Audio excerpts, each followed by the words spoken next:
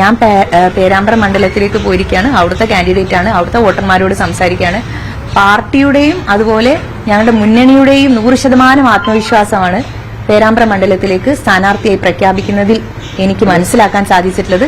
ആ ആത്മവിശ്വാസത്തിൽ തന്നെ അവിടെ നിന്ന് ജയിച്ചു വരാനുള്ള ശ്രമമാണ് ഞാൻ നടത്തുന്നത്. ഈ സ്ഥാനാർത്ഥി ലിസ്റ്റിനെ എങ്ങനെയാണ് നോക്കിക്കാണുന്നത്? വളരെ എല്ലാവരെയും ഉൾക്കൊള്ളുന്ന, പ്രത്യേകിച്ച് നേരത്തെ എന്താണോ പറഞ്ഞത് ആ രൂപത്തിൽ തന്നെയുള്ള ലിസ്റ്റാണ്. യുവാക്കൾക്ക്, സ്ത്രീകൾക്ക്, അതുപോലെ എല്ലാ സംഘടനയിൽ എല്ലാ വിഭാഗത്തിൽപ്പെട്ട ആളുകളെയും പരിഗണിക്കുന്ന ലിസ്റ്റാണല്ലോ ഇവിടെ നിന്ന് പ്രഖ്യാപിച്ചിട്ടുള്ളത്. മണ്ഡലത്തിൽ പോയിരുന്ന പ്രവർത്തനങ്ങളൊക്കെ തുടങ്ങി. ഇന്ന് മണ്ഡലത്തിലേക്ക് പോവുകയാണ്. വൈകിട്ട് 3 മണിക്ക് ഞാൻ പേരാമ്പ്രയിലെത്തും.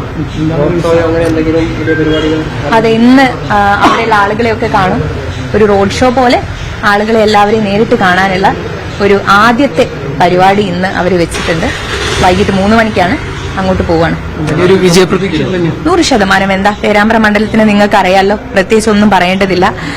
ഇപ്പം കഴിഞ്ഞ തെരഞ്ഞെടുപ്പിൽ, അതായത് പഞ്ചായത്ത് തെരഞ്ഞെടുപ്പിലാണെങ്കിലും അതിനു മുമ്പുള്ള പാർലമെന്റ് തെരഞ്ഞെടുപ്പിലാണെങ്കിലും അവിടുത്തെ ജനങ്ങൾ എഴുതി വെച്ചിരിക്കുകയാണ് ഇത് UDFന്റെ മണ്ഡലാണെന്ന്. അതൊന്നുകൂടെ അടിവരയിട്ടുകൊണ്ട് ഉറപ്പിക്കാൻ പറ്റുന്ന വിജയമായിട്ടാണ് ഞാൻ തിരിച്ചെന്തായാലും ഈ പടി കയറി വരിക.